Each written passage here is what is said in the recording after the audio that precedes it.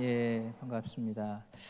오늘 본문에 보면은요, 여호수아 13장 본문을 저희가 보고 있는데 11장까지는 정복에 관한 이야기였고 12장은 정복한 땅에 대한 목록을 정리했던 본문이었습니다. 그리고 이제 오늘 13장은 분배에 관한 말씀을 하나님께서 여호수아에게 명령하고 있는데, 본문을 보면서 한 가지 아쉽기도 하고 또 맞아 그런 거지 라고 고개가 끄덕여지는 구절이 있습니다. 우리 1절 말씀을 함께 보도록 하겠습니다. 1절입니다. 시작.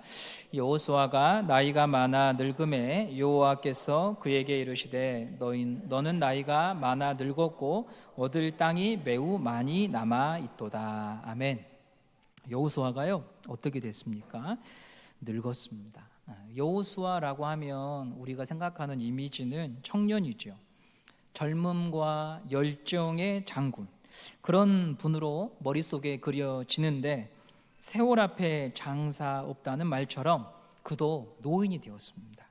학자들은 오늘 본문에서 그의 나이를 추정하거든요. 정확하게 성경에 나와 있지 않기 때문에 추정하는데 90세에서 100세 정도로 보고 있습니다. 이런 사실은 이 1절 말씀을 통해서 우리가 한 가지 배우게 되는 교훈은요, 사람은 일할 때가 있구나. 항상 젊을 수 없기 때문이죠. 누구나 세월이 가면 다리에 힘이 빠지고 이가 흔들리고 메모하지 않으면 잊어버리고 또 메모한 것도 어디 두었는지 몰라서 답답할 날이 옵니다. 전도서를 보시면 나이가 들어가는 것에 대해서 참 은유적으로 표현을 해놨어요. 전도서 12장 3절 말씀을 함께 보도록 하겠습니다. 12장 3절입니다. 시작. 그런 날에는 집을 지키는 자들이 떨 것이며 힘 있는 자들이 구부러질 것이며 맷돌질하는 자들이 적음으로 그칠 것이며 창들로 내다보는 자가 어두워질 것이며. 12장 3절 다시 한번 앞에 부분 띄워주실래요? 나이 들어가는 과정을 재밌게 표현을 했는데요, 집을 지키는 자들이 떨고 힘 있는 자들이 구부러진다라고 하는 것은 뼈가 굽는 것을 말해요. 무릎이나 갈빗대 혹은 다리가 힘이 없어서 떨리는 거예요. 맷돌질하는 자들이 적다, 이 말은요 이빨을 의미해요. 치아가 빠지고 상해서 음식을 씹기 어렵다는 거죠. 그리고 마지막에 창밖으로 내다보는 것이 어둡다, 이 말은 뭘 말하겠어요? 눈이 좋지 않아서 잘 못 본다는 것이죠. 모든 사람들이 이와 같은 노화의 과정을요 다 겪어요. 그러므로 우리는 이 1절 말씀을 통해서요, 일할 수 있을 때 일해야 되고요, 사랑할 수 있을 때 사랑하고 섬길 수 있을 때 섬겨야 됩니다. 오늘 이 주어진 하루를 감사해야 됩니다. 하루를 마무리하면서 후회가 남지 않도록 최선을 다해야 합니다. 왜냐하면 다시는 올 수 없는 날이거든요. 신명기는 저주받은 인생과 복받은 인생에 대한 말씀들이 많잖아요. 특별히 28장은 그것에 관한 내용으로 가득 차 있는데, 신명기 28장 67절에 저주받은 인생의 한 단면을 이렇게 묘사하고 있어요. 같이 한번 읽어보겠습니다. 시작. 내 마음에 두려움과 눈이 보는 것으로 말미암아 아침에 이르기를 아하 저녁이 되었으면 좋겠다 할 것이요 저녁에 이르기를 아하 아침이 되었으면 좋겠다 하리라. 아침이 되면 뭘 기다려요? 저녁을 기다려요. 그리고 저녁이 되니까 뭘 기다려요? 아침을 기다려요. 오늘에 대한, 지금 이 시간에 대한 감사와 기쁨이 없는 게 저주받은 인생이라는 거예요. 직장에 다닐 때는 뭘 기다립니까? 퇴직을 꿈꾸고, 퇴직을 하면 또 뭐가 좋아요? 나도 출근하고 싶다, 이러면 인생이 억울한 거죠. 공부할 때는 빨리 돈 벌고 싶다면서 공부는 등한시하고, 취업을 하면 학창시절이 좋았는데 하고 후회한다면 인생이 얼마나 고달프겠어요. 이런 삶은 고통이고 탄식뿐이죠. 그래서 복된 삶은 오늘을 감사히 여기는 거예요. 오늘 내게 할 일이 있음에 감사하고, 올 수 있는 곳, 갈 수 있는 곳, 해야 될 일이 있는 것, 만날 수 있는 사람이 있는 것에 대하여 감사하고 기뻐하는 것, 그것이 바로 복된 삶입니다. 주일에 야외 예배로 체육대회로 함께 모였습니다. 근본 체육대회는 다음 세대가 함께 뛰어놀고 참여하는 경기들이 많았습니다. 손주들, 자녀들, 다음 세대들 보면서 나도 왕년에 좀 뛰었는데 라는 생각하시는 분들 많으셨을 거예요. 세월이 참 빠르구나. 우리 어르신들이 좋아하는 노래 중에 고장난 벽시계라는 노래가 있습니다. 왜 이렇게 시간이 잘 가는지, 시계는 고장도 안 나. 우리가 그러면서 이렇게 세월이 빠르다니, 마음은 청춘인데. 그런데 여러분, 중요한 건 지금 사랑하고 지금 소중히 여기고 지금 섬기고 즐거워하는 것입니다. 볼 수 있고 들을 수 있고 먹을 수 있음에 감사해야 됩니다. 여호수아가 나이가 많아 늙었다, 이 구절은요, 세월의 무상이나 인생의 덧없음을 보여주는 것이라기보다는요, 우리가 여호수아 1장부터 12장까지 그리고 민수기와 신명기를 통해서 보았던 여호수아의 삶은요, 최선을 다했구나, 하나님께 방향을 정하고 그가 최선을 다하여 뛰어왔구나, 이 모습이거든요. 오늘 우리가 우리의 후세대들에게 남겨야 될 삶의 뒷모습이 후회가 아니라 감사가 되길 간절히 소망합니다. 그래서 오늘 기뻐하고요, 오늘 감사하는 마음이 여러분에게 성령 안에서 부어지기를 간절히 소망합니다. 두 번째로 1절에서 이렇게 나옵니다. 너는 나이가 많이 늙었고 그 후반절에 얻을 땅이 매우 많이 남아있다, 이렇게 기록이 되어 있어요. 여호수아는 많은 시간 동안 정복 전쟁을 펼쳐왔습니다. 우리는 여호수아를 한 주에 한 장씩 보고 있기 때문에 가나안 정복 전쟁이 한순간에 이루어진 것처럼 느껴지거든요. 그런데 학자들은 30년에서 40년 세월을 걸쳐 진행된 것으로 봐요. 대단히 긴 시간이죠.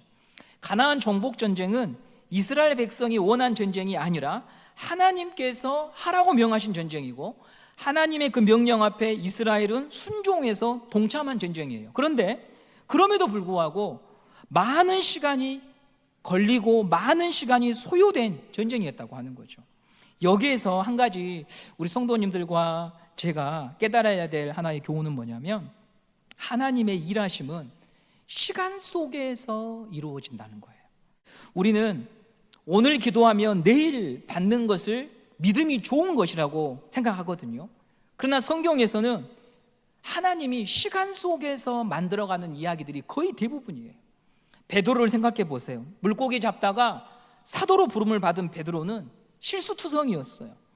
하나님 나라를 오해하고 복음을 오해하고 예수님을 오해했어요. 하나님이 쓰실 만한 사도가 되기까지 긴 시간이 필요했지요. 베드로만이 아니라 아브라함이 75세에 하나님께 부름을 받았지만 약속된 아들 이삭은 100세 때 받게 되잖아요.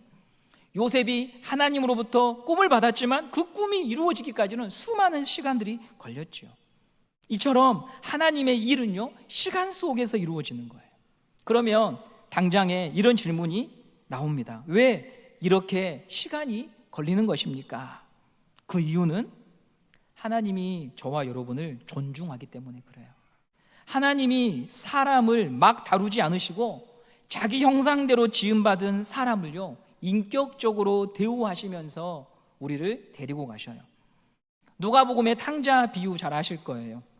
둘째 아들이 아버지에게 유산을 지금 당장 넘겨달라고 썽을 내고 아버지에게 달려들잖아요.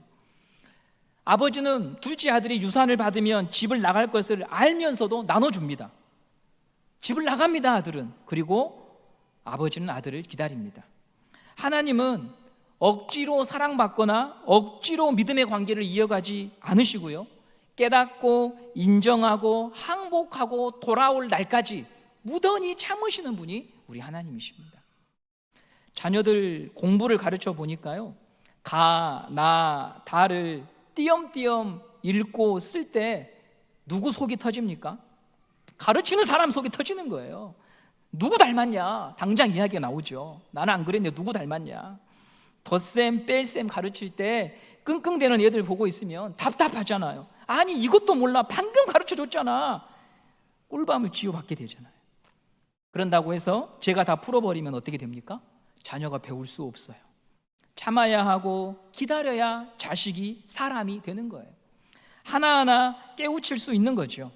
덧셈을 잘 배워야 뺄셈도 할 수 있으니까 덧셈을 잘 맞출 때까지 이를 악물고 기다려야 되는 거예요. 하나님의 약속이 시간이 걸린다는 것은요, 우리 편에서만 곤욕이 아니라 이 약속을 이루어 가시는 하나님 편에서도 대단히 힘든 시간이라는 것을 우리가 알아야 됩니다. 하나님이 왜 이렇게 참으실까요? 나를 소중히 여기고 존중하시기 때문에 그런 거예요.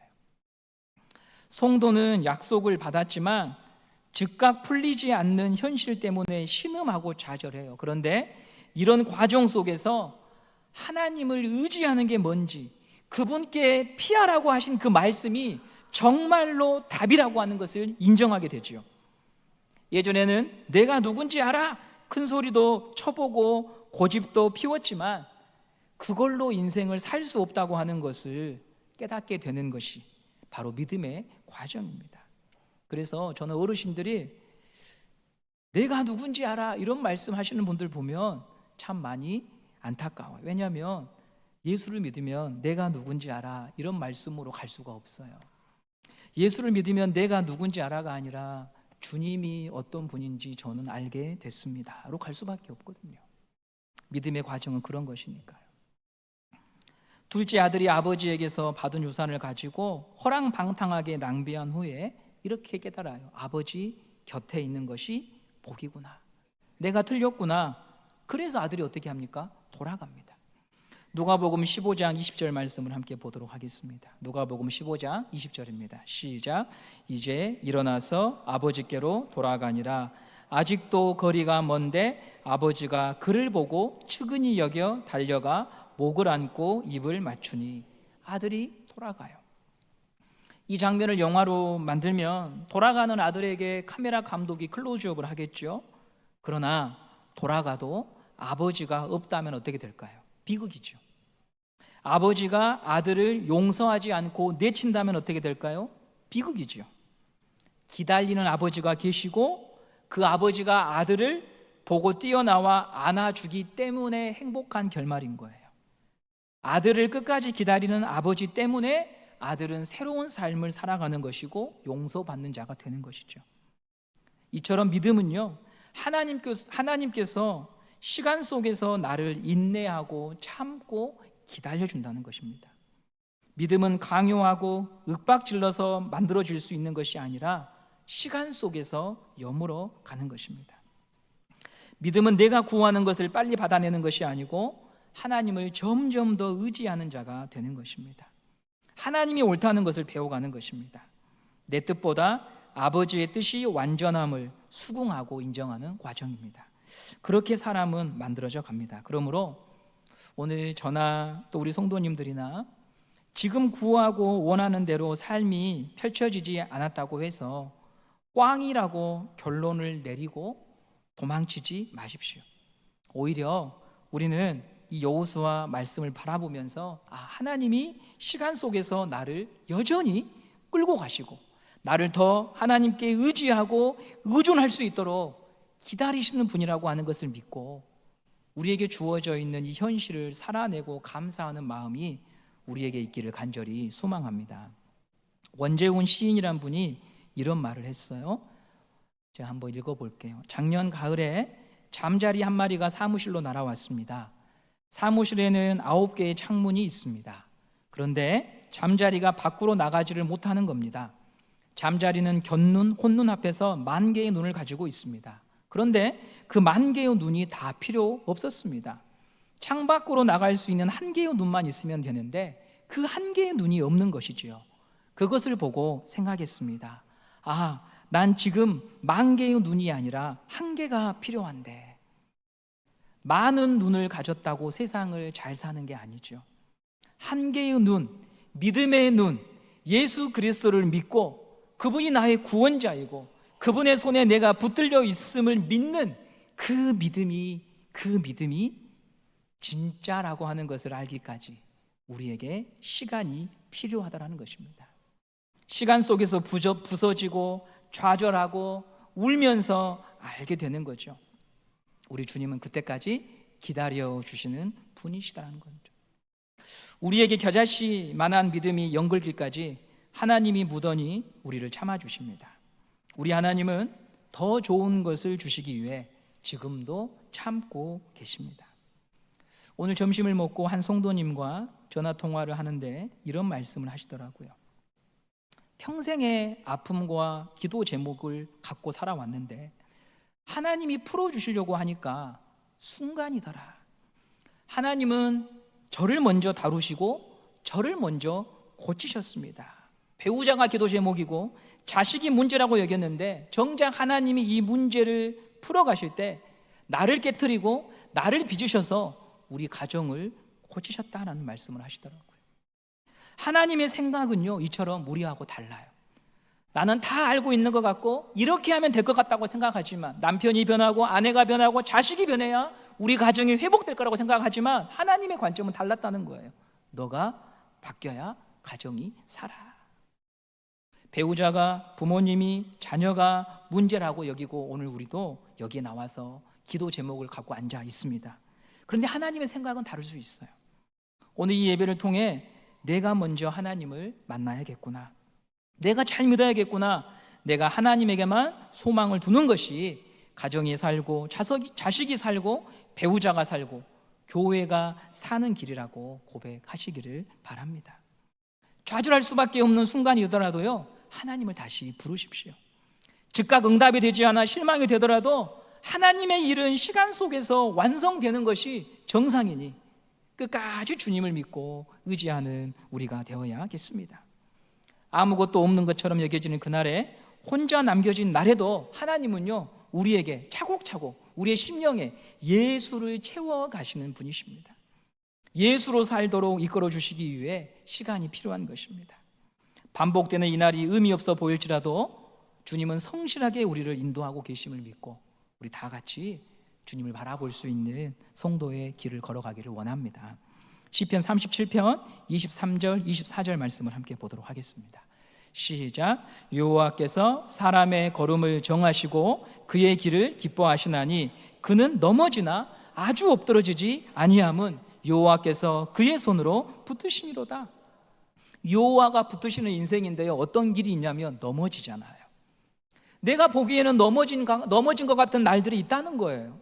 근데 하나님이 날 버려서가 아니고요, 하나님이 나를 붙들고 계시지만 그 인생의 과정 속에서는 넘어져서 못 일어날 것처럼 여겨지는 그 순간들도 있더라고 하는 거죠. 근데 이 말씀이 뭘 보여줍니까? 너 넘어졌어도 내 안에 있는 거야. 내가 너를 붙잡고 있는 거야. 시간 속에서 내가 너를 빚어가고 있는 거야. 이렇게 말씀하십니다.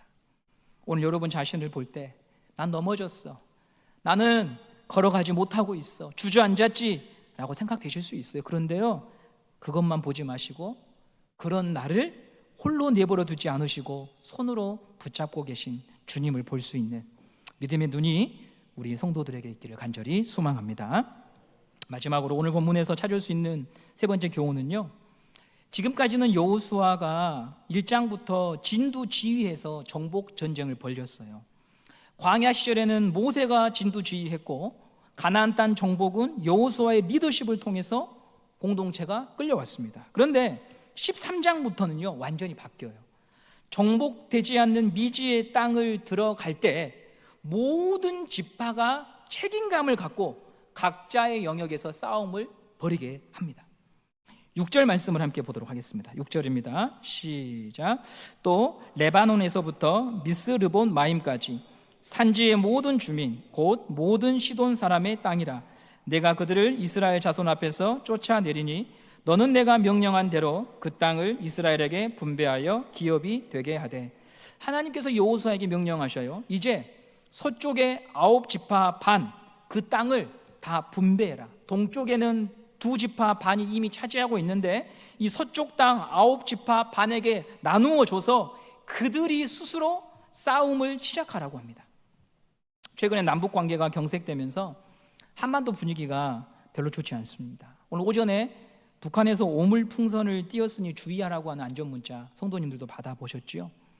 상황이 이렇다 보니 미국의 루즈벨트 항공모함이 부산에 입항을 했습니다. 북한의 계속적인 도발에 대한 미국의 어떤 반응을 보여준 거죠. 이 루즈벨트 항공모함은요, 한 나라의 군사력과 맞먹는 장비를 보유하고 있습니다. 승무원이 5,000명 정도 되고요, 90대의 전투기를 치를 수 있다고 하더라고요. 대단한 전력이죠. 일전에 이런 말씀을 드렸습니다. 교회는 유람선이 아니라 항공모함이다. 항공모함은 단 한 명의 군인도 관광을 목적으로 탑승한 병사가 없습니다. 모두에게 각자마다 책임과 임무가 있습니다. 하나님 나라의 모델인 교회도 동일합니다. 여러분과 저에게는 하나님이 각기 부여한 재능과 기회와 섬겨야 될 영역이 있습니다. 그것을 가지고 그리스도의 몸된 교회를 섬기고 사람을 섬기고 지역사회를 섬기라고 하나님께서 저와 여러분을 불러주신 거죠. 한국 교회의 발전은 카리스마 있는 목회자의 헌신을 통해서 세워진 측면들이 많습니다. 한 사람이 마치 삼손처럼 1000명, 10,000명의 몫을 하면서 끌고 온 시기가 한국 교회의 부흥의 시기였습니다. 그러나 하나님께서 여호수아 13장을 통해서 이제 바라시는 모습은요, 12지파 모두가 기업으로 분배된 땅을 향하여 같이 나아가라는 것입니다. 한 사람의 100걸음보다 100사람의 한 걸음으로 너희들이 그 땅을 점령하라고 하는 것입니다. 이건 대단히 힘든 일이에요. 마음을 맞추고 속도를 맞추는 것은 누군가가 반드시 참고 자기를 부인해야 가능하거든요. 누가 자기를 부인해야 되는가? 믿음이 있고 사랑이 있는 사람이 부인해야 됩니다. 예를 들면 아버지와 아들이 또 어머니와 자녀가 2인 삼각 달리기를 합니다. 아빠의 다리와 아들의 다리가 다르잖아요. 저희 집은 아내의 다리와 저의 다리도 달라요. 함께 걸으려면 누군가 걸음을 맞춰야 내디딜 수 있어요. 맞추지 않으면 금세 넘어져요. 안 되는 집은 아들은 아빠에게, 아빠는 아들에게 왜 그 모양이냐고 떠넘기기 바쁘지요. 한 걸음도 나아가지를 못합니다. 건강한 가정, 건강한 교회는요, 어른이 많아요. 여기서 말씀드린 어른은 남을 대접해 줄 아는 인격을 가진 사람이죠. 대접이라고 하는 것은 자기를 부인할 수 있는 고급한 인격이 있을 때 대접할 수 있는 거죠. 자기 수준에 맞추지 않고 내 상대방의 수준으로 내려가는 어른들이 있을 때 공동체가 한 걸음을 내딜 수 있습니다. 이스라엘 공동체가 하나님 나라의 사명을 감당하기 위해 필요한 것은 싸움을 잘하는 것만이 아니라 그 땅을 함께 정복하기 위해 자기 짐을 지려고 하는 헌신과 또한 내 옆사람과 보폭을 맞출 수 있는 자기 부인이 있을 때 함께 예수의 나라를 누릴 수가 있는 것입니다. 저는 근본 체육대회가 그런 하나의 훈련의 장이었다고 생각을 합니다. 자기를 챙기고 위하는 사람보다 섬기고 헌신하는 분들이 많았기 때문에 즐겁게 누릴 수 있는 시간이었습니다. 순장님들께 감사의 말씀을 드립니다. 한 명이라도 더 참여시키기 위해서 많은 애를 쓰셨습니다. 또한 고동이 불편한 어르신들을 그분들의 선물과 식사를 챙기셨던 분들도 계셨습니다. 보물찾기 진행을 위해서 비가 내리지 않기를 엘리야처럼 간절히 빌고 새벽같이 보물을 숨겼던 가족도 있었습니다.